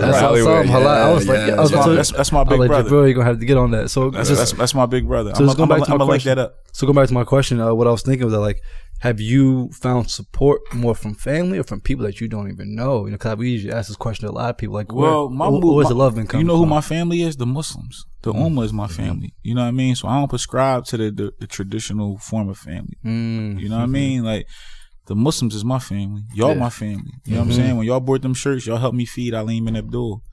You know what I'm saying? Y'all my family. So it's like, just because somebody is like allegedly my cousin because they moms, it's like, they ain't Muslim. Like, they not my family. You know what I'm saying? That don't mean I hate you. That don't mean I'm going to let some harm come your way, but you're not my family. My family is the Ummah. My family is the Muslims. That's what I live by. That's what I believe. My family is the Muslims. When you salam me, you are my family. You know what I'm saying? If you salam me and you get into a fight with my cousin who's a non-Muslim, I got to help the Muslim. I'm just being honest. Like, I'm sorry, cuz I gotta help the Muslim. right. Yeah, bro. I'll see you at the cookout. Am I right or wrong? Hey, man, I gotta help the Muslim. I gotta help the Muslim. Mashallah. So it's like, it's just bred in me like that. You know what I'm saying? Like, and you know, I'm blessed. Like, my mother's Muslim, my children are Muslim. You know what I mean? All my children's mothers are Muslim. So it's like, I mean, I deal with the Muslims. I'm Muslim. You know what I'm saying? So it's like, that's my family. So that's the only way I can answer that. That's why even when I was asking him who quoted it, he saved himself, because once he said it was a Muslim, I'm like, all right, because if it was a non-Muslim, it's like, I don't prescribe to they little Instagram quotes and theories. Like, they don't got nothing to do with us. You know what I mean? Like, that don't have nothing to do, but it came from a Muslim, so it's like, that's why you said the first thing I said, name the source of it. You know what I'm saying? Exactly. That's important. Mashallah, he named somebody that's my brother. Had my gear on and everything. Shout out to O, man. He was like, you were the source. Like, you know? Right. That's big. That's my big bro. That's one of my big bros. Like, for me to call somebody a big bro, that's a big deal, because I'm the big Ak. I'm the top Ak. You know what I'm saying? I'm the Muslim. I'm the Muslim Don. I'm the top Ak. You know what I'm saying? I'm the king. Yeah. But I got big bros. They kings too. And he wanted the big bros. And I love him, man. I want to circle back to where we're talking about business, right? We talked on the phone a little bit beforehand, and you told me about how you still make hard copies of your tapes. Right. And you mentioned this one particular cell that you wanted to talk, you know, you wanted me. Right. Yeah. Yo, guess what? That's the same brother Azim that I was talking about from Arizona. That's crazy. With the socks. And that's what LinkedIn. So explain your reasoning behind still having physical copies of your tape, and then that particular cell. You know why? Ownership. With the CD, right? With the CD, iTunes don't get none. Yeah. Tidal don't get none. SoundCloud don't get none. SoundCloud don't get none. that money goes straight to my children, straight to my bank account, straight to me. No middleman. Hand to hand. Is a business card on the back, has all my websites, all my social medias. I do mine big. I still get barcodes made, everything. You know what I'm saying? Like I'm scanning in mom and pop shops. I'm a business. I'm a brand, and it makes me a little bit over. Imagine when I hand you that CD wrapped in plastic. You know what I'm saying? Like it's a bigger deal than like just a little sleeve or something. It's a bit different. It's a big difference when you got to untake that plastic. I open up. I got thank yous. It's in my experience. CD. It's an experience. And the story he's talking about is, alhamdulillah, one day I go online one day and I got a DM, and the brother said, how much is your CD or something to that effect. He said, As-salaam Alaikum. How much is your CD? So I said, I said $15. No, he said how much for 100 of your CDs? I think is what he said. So I said to him, I said, well, the CDs are $15. I said, but if you're getting 100, I'll give you the wholesale price for $5. He comes right back and says, I don't want the wholesale price. I want to pay the full price. Look at that. I'll pay the 15, right? So first thing I do when he says this, I go to his page. I'm like, I'm saying, all right. I go to his page. He had like 60 followers, no pictures of himself. So I'm like, all right, he trolling. This is phony. I hit him back. I'm like, all right, well, yeah. I'm like, whatever, bro. But I'm like, Mashallah, bro. I said, here's my, here's the info, whatever, my PayPal, whatever. So he comes back and said, all right, I'll be sending the money in a couple minutes. I'm thinking nothing of it. Boom. Bing, bing. The phone was in. 1,500 from so-and-so. So I'm like, this is how it got to be one CD. Then he messages me and says, hey, bro, sent the money. Just send me one CD and give the other 99 to people who maybe can't afford the CDs. Oh, my. Mashallah. Mashallah. SubhanAllah. That is amazing. SubhanAllah. So he paid 1,500 for one CD. The same, and the same brother, like I said, with the sock drop, I think he sent like, the last year he sent like 4,000 pairs of socks in, all the way from Arizona to Philadelphia. Like it's not like he has any direct connection. Yeah, he sends me. He'll send me like my company will hit me and say, "Yo, man, somebody just spent all this money on the merch. Like it'll be a couple thousand." And then in the back of my mind, I'm already like, "My bro, and not just him, because I got a lot of there's a lot of brothers in the NFL. Mo Wilkerson for the Packers. Like he go in there, he busted. You know what I mean? He hold me down. Kenneth Fareed, I'm rooting for him. He played for the Rockets. That's the manimal. He Muslim. He a Muslim Deen. They're gonna be coming up against Golden State now, right? Yeah, man. Inshallah, they win. I'm rooting for him. Of course, I want the Sixers to go to the. I would love for it to be the Sixers and Houston in the finals, so I can root for my Ak and also my hometown. Yeah, I'm going to the game Thursday, inshallah. Some brother, and this is the beauty of the Ummah, man. Some brothers from Toronto, man. This brother from Toronto, I did a signature sneak last year, the Tone Trump Red Label. I did it with a company called Bungie. And it sold out in 9 days. I sold a sneaker from a company nobody never heard of for $150, Jordan prices. And we sold out in 9 days. And this one brother, man, he bought the sneak, and the sneaks go with the Raptors color. So he would always be at the Raptors game, and he would always put the sneak up. And now we playing the Raptors in the semifinals of the Eastern Conference. He hit me up a couple days ago, said, yo, we coming to Philly Thursday, man. We want you to go to the game with us and stuff. But that's the Ummah. Yeah, never met him, support the product. You know what I mean? We come into town, man. If you in town, let's go to the game. That's what being a Muslim Don is about. You know what I mean? That's what being a Muslim is about. You know what I mean? Like, so mashallah. But yeah, the brother paid $1,500 for one CD. And this the big thing about ownership and being a boss and running your business how you want to run. Because if you run it like a business, they'll treat it like a business. Imagine if I didn't have hard copies. Yeah. Imagine if I was like, oh, I don't have CDs. He would have been streaming it for free. Just go ahead and here's my SoundCloud. You know how many streams you got to get $1 million? Nah, like 53 million streams. But that's the crazy thing about that's what we've been talking a lot about is that right now the fight is for the intellectual property of the data, for the data. You know what I'm saying? So what better way than the CD? Exactly, because you own it 100% outright. 100%. So we're trying to figure it out with a podcast. So just think that's 50 episodes. You gotta find out. Yeah. Well, y'all gotta be creative. I don't even want to say too many. I got some ideas, but if I say them on air, somebody might run with them. Oh no. But y'all got to start thinking about doing stuff like doing a lookbook. Like while he's up here filming, he should be taking pictures of every podcast y'all do, right? And then imagine after each season, y'all do a whole little book. And in the book, when you open the book, you got "Ain't Afraid" and a quote from them, and a picture of them. Next page, Tone Trump. Hey, chill. Wait till we get off the mics, man. Wait till we get off the mics. And that's just off. Hey, Mo, edit this out, bro. Edit this out. Just off the top, you know what I mean? Because guess what? People would love that, and also, why not do hard copies of the podcast? Oh yeah, that's what. You know what I'm saying? Ain't nobody doing that because you got people like me. I'm gonna keep it real with you. Some people still rocking CDs. Not only that, but I don't listen to nobody's podcast. Like my boys would be like, "Yo, you heard so and so's?" I ain't even gonna promote nobody on y'all, especially not no non-Muslims. But you know, Mashallah. Appreciate. But you know what I mean? They'll be like, "Yo, man, so and so podcast is fire." And I'm like, "Well, how y'all listen to it?" They like, "Oh, you gotta go to app." I'm trapping. I ain't about to be like, you know what I'm saying? Like, I'm not about to be listening to these boys talk while I'm moving around, I'm jugging, I'm busting the moves. Like, you know what I'm saying? Like, I'm not doing it.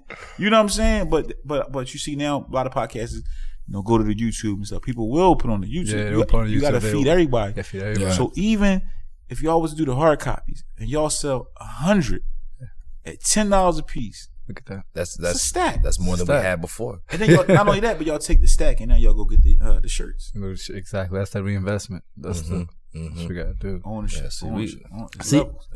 I love the shirt, the whole brand, what you're about, because you represent inclusivity, right? You include everybody. One thing that we see right now in the Muslim community is exclusivity, right? Which is a problem because, like, think about it. Mashallah, you African American Muslim saying this, and then we have people migrating to this country, like, yeah, you know what, the Pakistani people gonna take this little cut, you know, the Afghan gonna take this cut, the Egyptian gonna get this cut, and we're staying away from each other. But you're like, you know what, you're Muslim, let me do business. I've heard people saying like, no, I'm not gonna do business with him just because he's Muslim, and then they run to the white people, which kind of gets me. I'm just like, yo, that crazy. Just because they're Muslim, they're like, I'm never doing business with a Muslim because I know they're gonna, 1, ask for a discount, 2, try to do me dirty, 3, talk about some stuff I don't want to hear about. It's like, yo, bro, wow, that's you know what I mean? That's a shame. People got to lose that mindset and that energy. You know what I'm saying? Like, and not just with Muslims, but even with, you know, with black businesses. You know, people so quick. You know, they have experience with like a black business or a Muslim business. They so quick they run on, pick up their phone. I went to so and so halal store. That's so true. And I don't even think it's halal. And it's like, quick. But they'll go to Del Frisco's and they'll, you know, they can get, you know, Zion Williamson had them Nikes on. Yeah. Imagine if there was a Muslim on sneak that bust open like when his Nike bust open. That's a good point. Imagine if it was a black. Imagine if that happened to Lonzo Ball with his dad's sneaker. That's a good Think point. about how the narrative about that Nike sneaker being a bad sneaker never was the conversation. Damn. They never made it about that. That show you how powerful these corporations are. That's a great point. If Lonzo Ball would have had his sneak bust open like that, just think how Sports Center would have went crazy. That's what happens. These black businesses don't even know what they're doing. They're out here. It was Nike, so it was they made the story about Zion getting hurt. No, let's talk about that BS sneaker he had on. But you know what? We the ones that set the tone for that. By the way, new Tone Trump sneaker with Bungie coming real soon. Sure, we may be wearing them. Next podcast, right here. Let's win. Let's get it. But you know, we control what the media puts out, right?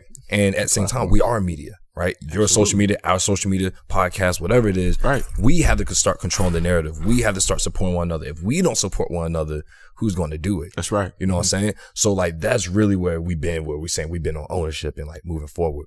When you come to DC, we gotta get you with our brother Amir, because brother Amir has a museum.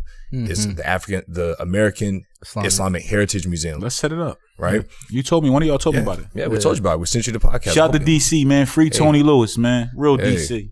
Yeah. So you know, when we as Muslims have, you know, these platforms, we have to use them to support one another. Like, how many Muslims we know that don't know about his museum, and when we put them on, they're like, oh yeah, inshallah we'll make it. It's like, nah, bro, like really make the intention and go and support this brother, because one day it ain't gonna be there, and we all gonna miss out. Well, let's make sure it stay there. Hey, my man. That's how you free Ace Capone too. I forgot him on my jail shout outs. I'm sorry, but go ahead. I'm coming to the museum though, man. Inshallah, I'll be there, man. Inshallah, y'all got my word. I'm not gonna lie to my brothers. I will be at the museum. Inshallah, I will not come to DC again without going to that museum. I will not come to DC again without checking in with y'all too. So we're gonna make it happen. Inshallah, I'm there because I want to. Like, I don't just talk about support the Ummah. I support them. I mean, we can see that. I mean, so tell me more about your platform, your responsibilities. Do you think, like, do you have to hold the Muslim Ummah on your shoulders? Like, when something happens, do they look up to you to speak out? Or, like, if you do something, you're like, yo, this is my moves. If I do something wrong, this is me. Like, this isn't everybody. You feel me? So No, I feel a responsibility. Like, I understand now. It's certain things, like, it's times where I want to say certain things that I know that I represent something bigger than just me. I know, you know, for my family and for the Ummah. And also, to be honest with you, sometimes it becomes a burden because it's like I get so many DMs. Everybody, because I'm one of the Muslims who speak up against certain things. Like, you know, we see that. I'm black and I'm from West Philly and I'm talking about Palestine at least once, twice a week. I'm wearing a Palestinian flag. You had the pants on the one. Right. Yeah, I did that. The flag. You know what I mean? Those are the jeans I'm talking about with the J jeans. Oh wow. You know what I mean? So like we got those like, and you say they super fly. You know what I mean? Fit like the Balmains and the Amaris, but they, you know what I mean? Black Muslim owned. You know what I mean? Mashallah. But like when you take on a hold of something like that, because a lot of Muslims don't talk about nothing on their social media. Nothing. And may Allah guide them brothers. And that don't mean they don't do nothing. That's another thing. Yeah. A lot of times people criticize certain brothers. But they can be on the back end. Because you can't win. Because like somebody could look at me and be like, oh, he's showing off, fear Allah. And then they'll say somebody else, he don't say nothing, fear Allah. So it's like, that's why we can't live to please men. You gotta please Allah. Allah knows everything. So Allah knows what DJ Khaled does that we don't know. Allah knows what French Montana does that we don't know. And them brothers all do a lot. I know it. Yeah. Not that they told me, but it's like they Muslims. And I'm going to always believe and speak the best of my brothers. French, my brother. I know the things he's doing. Some of the things he's doing is documented, you know, going back to his home, Morocco and even going back to other parts of Africa and the hospitals, mashallah, may Allah reward him. And I know Khaled gets a lot of criticism, but it's like, he got Palestinian blood in him. There's no way he's not doing things. Maybe he's not broadcasting it. He don't have to. They don't have to. Mashallah. But what I will say is what happens when you're in my position is because I do speak about it, now I wake up and I got 100 DMs. And people always want to send me bad things happening to Muslims. It's like, yo, man, nobody sends me like Muslims graduating or Muslims winning the lottery or I don't know, you know what I mean? Muslims inventing something. It's always like, brother, you need to post about what's going on in China, brother. You need to post about Sudan, brother. And it's like, for one, I got to educate myself. Before you even... I can't just be talk like, I don't post about golf because I don't know about golf. You know what I mean? I got to educate myself. So I can't be like, yeah, Tiger going to win tomorrow. I don't know how many points he's behind. Not really. But I can talk about the Sixers a little bit because I know basketball. You know what I mean? So I've studied the things that's going on in Gaza. And one of the reasons why Palestine really touched my heart is because a lot of places where it's conflict, it's Muslims hurting Muslims. A lot of the Muslim land. But in Palestine, the oppressors are not Muslims. So automatically that touches my heart. Because it's a clear enemy, it's a clear oppressor, and they don't fear or love Allah. Where you go to other places, and I know it's different sects, and there's a lot of things I don't know about, so I don't want to speak on the Pacific countries, and that's why I don't post about it. I don't know about it.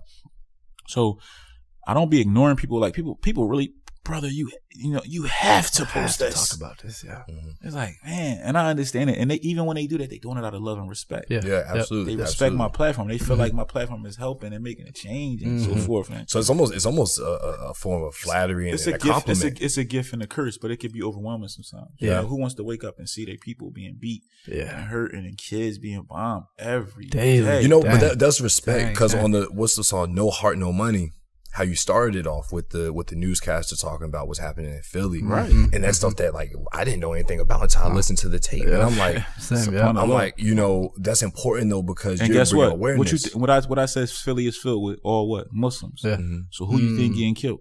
Who do Muslims?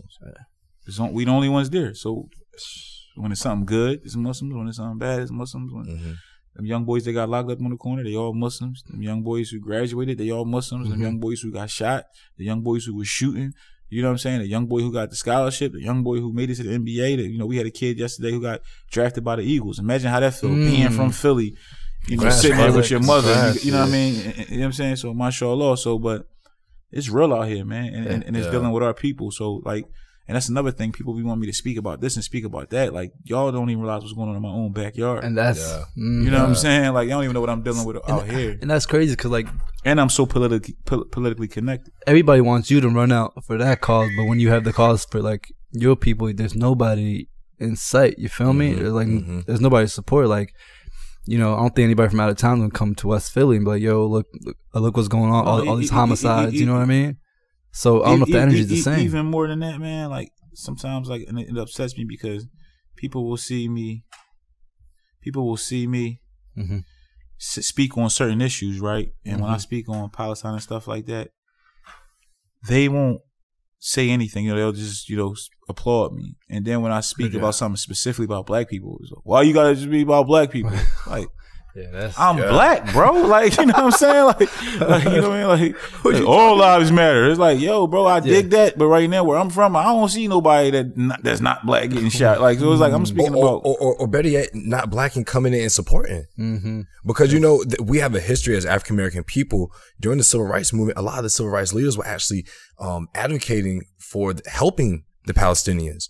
Malcolm X became a hardcore advocate for the Palestinian people, but people won't talk about that. You know what I'm saying?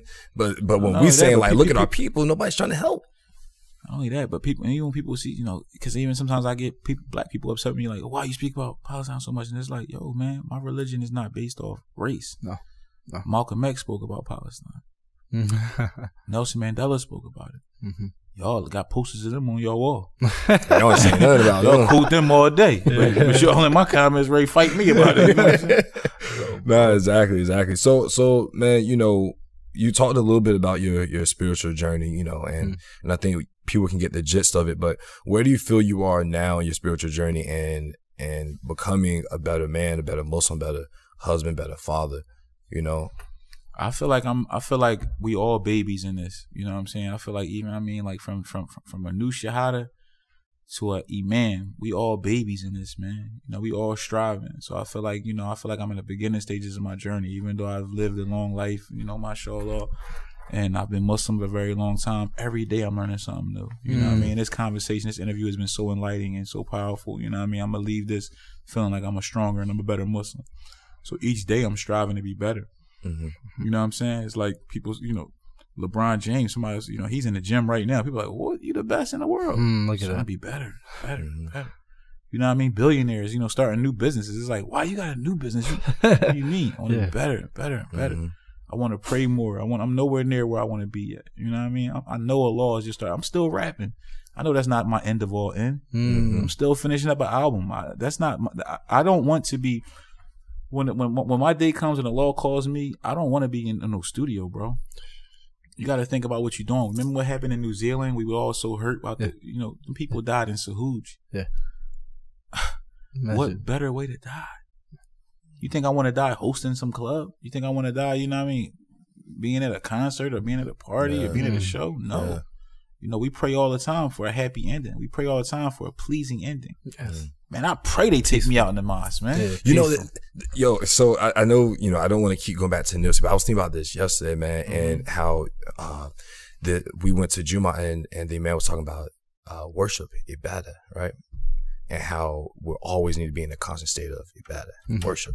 And I think about Nipsey, I think about this situation. I'm like, this man was supporting his community, doing good in his community, and gets taken out in the very place where he was doing ibadah. Like he was like, there's no greater form of worship than to help Allah's creation. You know what I'm saying? We are Allah's creation. And this man was in that state.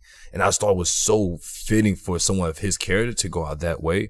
And, you know, for all of us, you know, inshallah, we can all get to the place where we're giving and so much that we're always in the state of worship, always giving to people because they're always going to benefit from it, learn from it. So I just thought I had to hit on that, man. And not only that, but when we talk about character and adab, and you look at the way that brother was loved in his passing.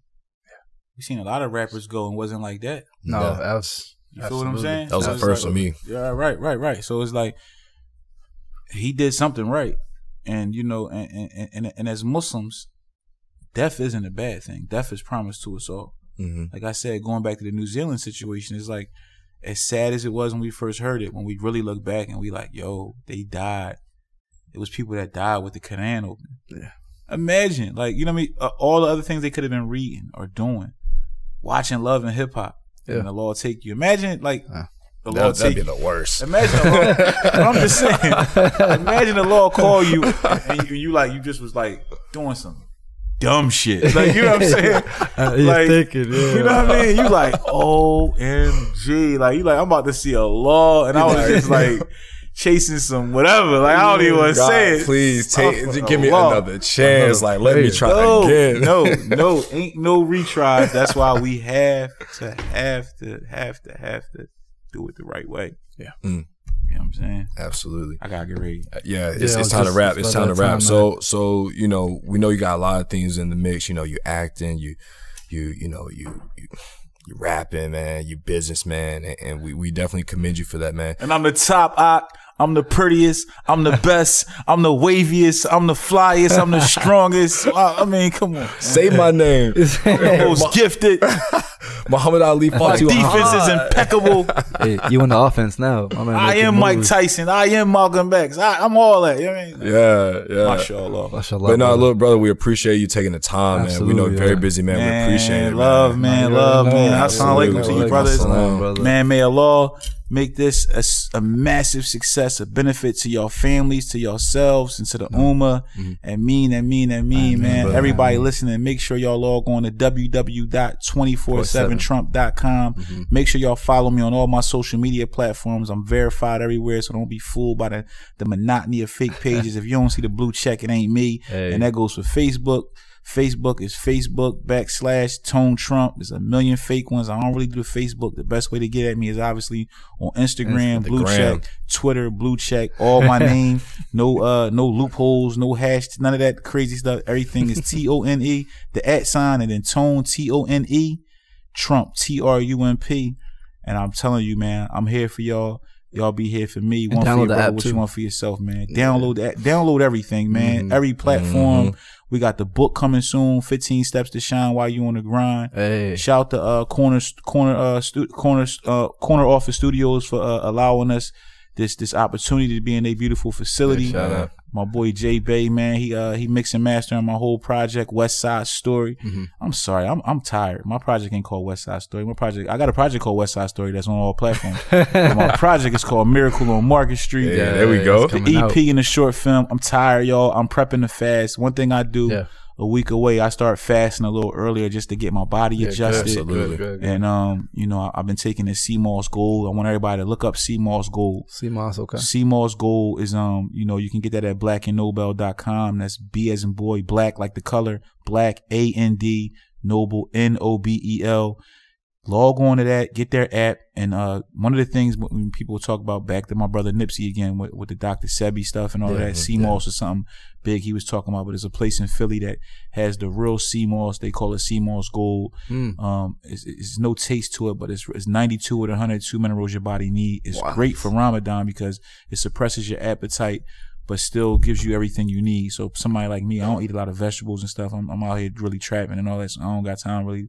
You know, broccoli and all that stuff like that. I ain't got the kale shakes and all that. I ain't with it yet. I'm trying. I'm trying, inshallah. I see you getting fit too, which is good. I'm working on that, right? But yo, man, log on, man, and support these brothers by any means, man. And I'm proud to be on this podcast. I feel like this will be the biggest pod. This time next year, y'all gonna be out of here. And I'm gonna be able to say that I'm still the best interview y'all ever did. Inshallah. May Allah reward y'all brothers and bless y'all on your travels. And I want to send salams and love to all the Muslims. Make dua for all our brothers in the war torn countries and all the things that we have issues with. Even in this interview, everything that they brought up that may have been something that, you know, maybe a problem in the ummah, make sure you're a part of the solution, not the problem. Inshallah, brother. I love y'all, man. Let's win. You already know, man. King. You already know you logging off, but you already know where to find us. You can find us on YouTube, the Young and Muslim Podcast, Twitter, Instagram, Young and Muslim. That's the Young, the letter N, Muslim. What else can they find us, bro? Subscribe. They can find us on every single platform you guys want to find us on. You guys can do it. You feel me? So look, my name is. Let my man shout out the studio. Oh yeah. Come and shout out your studio, bro. You need mix and mastering from far away anywhere. Let them far away anywhere. We got it right here, yo. Give him the Instagram studio, and all that. J-Bay, Jabey. There you go. Corner Office Studios. Holla at us. Engineer extraordinaire. If he mixing my music, you already know what time it is. Not just my music. Like he doing all my records with CeeLo, all of that stuff. That's how much I trust him. So make sure y'all support my brother. You know you get what you pay for. You heard? Absolutely. So for the last umpteen amount of minutes, you have been listening to the Young and Muslim Podcast. This is Jabril Salam. And Muhammad Hassan. Young flying Muslim, young rich Muslim, young wavy, young pretty and Muslim. I am the Deen. And we greet you with the greens of peace. As-salaam Alaikum. Peace out, y'all. Peace.